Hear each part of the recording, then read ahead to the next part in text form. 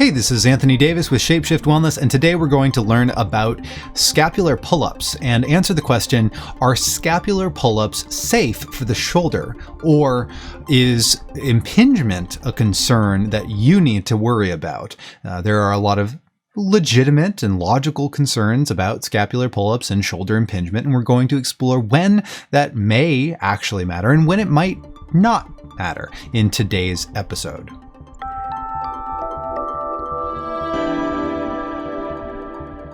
Welcome to Shapeshift Wellness. This is the channel that uses evidence and research to explore the science behind fitness, yoga, and meditation. If that sort of thing is your jam, then please hit that subscribe button so that you get notified when I release future educational content. Today, be sure to stick around to the end of the video because I will give you some tips on how to know if you can safely do scapular pull-ups. So some of you have already seen this quiz, but why not start off with a quiz? So here we are. Which subacromial space is under the greatest compressive load in this position? If you need time to think about it, please pause the video, think about it, come up with an answer, and I am going to give you that answer in 3, 2, 1. Well, the left side. The left side is under the greatest compressive load, and that is because the left side, the shoulder blade here is down. It is down and back. And some of you, I have just recently released a couple of videos showing you a progression into scapular pull-ups, including passive hangs and active hangs, and then eventually scapular pull-ups. So in a scapular pull-up, essentially, if this person were holding onto a bar right here, like a pull-up bar, and then they pull, so they keep the elbow straight, and then just pull the shoulder blade down and back into the same position that the left shoulder in this picture is in. So you're just retracting and sort of packing that shoulder down. Now, this is a cue that I have personally spoke out against. I don't like that cue. I don't like the cue of saying pull your shoulders down and back when you're doing an overhead motion, because the shoulder blade does not naturally do that. The shoulder blade naturally goes up and forward when you reach up and forward. That's called scapulohumeral rhythm. So the concern here is that if the shoulder then, when you pack it down, is in a greater compressive load, isn't that bad? Well, let's explore more about this idea. So here we have a picture that I have drawn for you nicely, and it has a picture of the arm bone, the humerus, and this little pink sac here that is now blue, and I'll erase that. So that little pink sac that is called a subacromial bursa.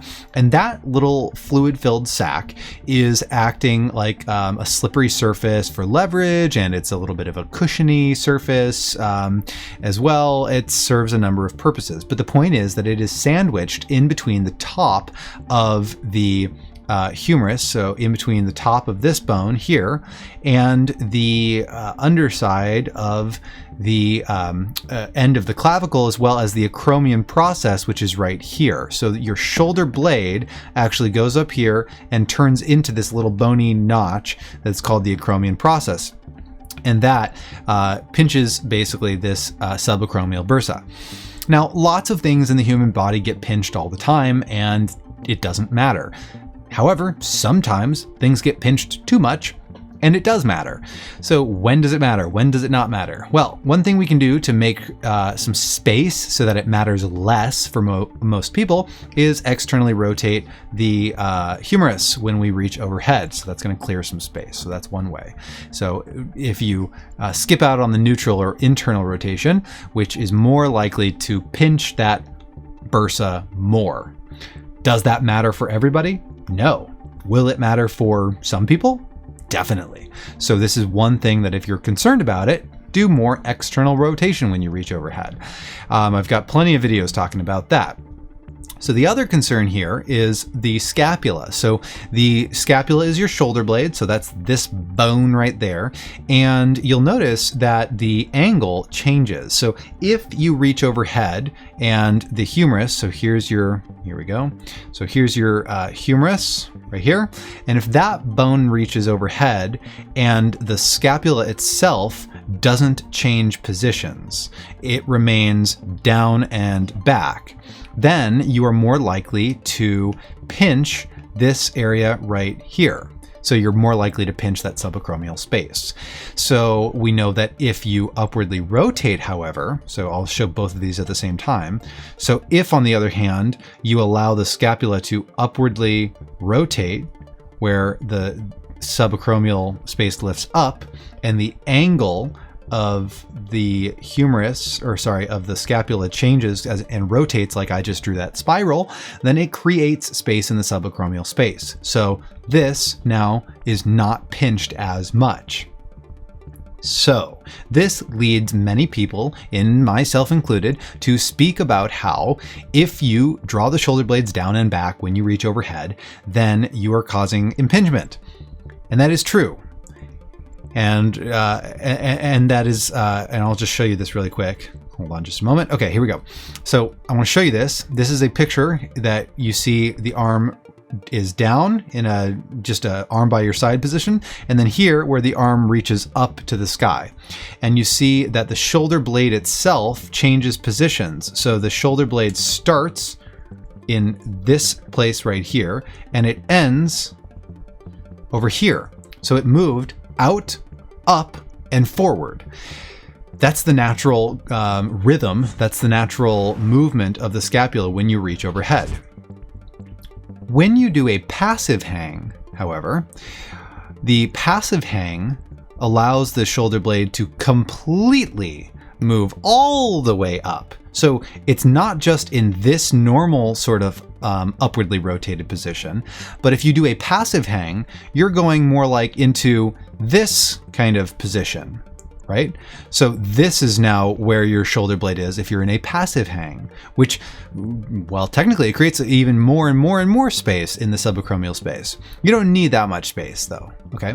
So what we're doing when you do a scapular pull-up, we are not moving from the yellow position that I've drawn here to the first position. We're not retracting the shoulder blade all the way down and back. It's impossible because of impingement. What we're doing is returning it from, so when you reach up and your arm is all the way up, when we do scapular pull-ups, we're not returning it to a truly neutral position. What we're doing is we're just taking the slack out, okay? Just taking the slack out. You can say down and back, but even if a student tries to pull their shoulder blade down and back, it will be impossible, physically impossible for them to truly return to this original starting position right here because the arm is overhead. Okay, so I just want you to understand that in a scapular pull-up, when you are hanging from a bar and you just do this, you pull down, you let it hang, you pull down, you let it hang, you pull down, you let it hang. You're only taking the slack out. Cool? Now, that is going to piss some people's shoulders off because it does technically create more impingement, but impingement is just compression. Okay. And we always have some compression on one side of a joint and some tension on the opposite of a side of that joint, no matter what movement you are performing. So some compression is fine. Too much compression is not fine. And how much compression, how much tension is okay, is very subjective and very much dependent on you and your shoulder and your tissue tolerance.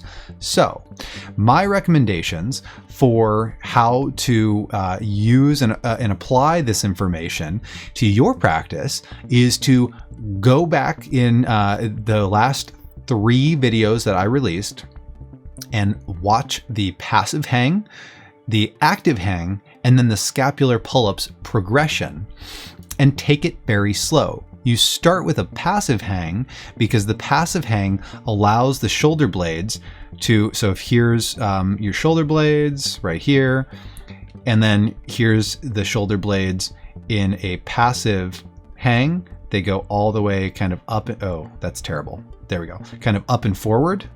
The passive hang allows the shoulder blades to really go up and forward. So you've got tons of space in that joint. So it's not very stressful on your joints. Okay. Then once you get really strong in that position, then you progress to an active hang, which is more like a middle position right here. So you're just pulling the shoulders down to about right here, but you're not pulling them truly back to neutral. Okay, this is not a great image, but you get the idea. Passive hang is right here, passive hang. So it's easiest on the shoulder joint in terms of impingement. Then active hang is right here, and that is where you are just packing the shoulders down. And here is a truly neutral position. And then the scapular pull-ups are just between these two positions. Oh, you can't see that. There we go. So the scapular pull-up is just between these two positions. So it's not all the way back to here. It's just between the passive and active position, okay?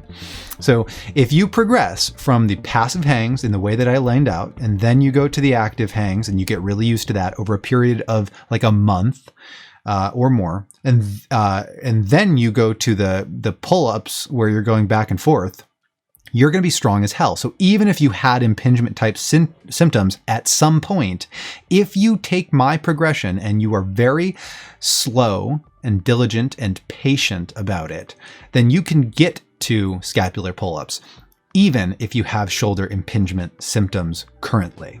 Okay, but you have to take it slow and never, ever force anything. I hope you learned something today. Always reach out to me with questions. If you want to learn more, take my free course on shoulder impingement. It's on my website. I've outlined it like a course with questions and quizzes, and you can download my notes and everything like that. So go to my website and get in the free area and take that course if you want to learn more. Thanks for watching.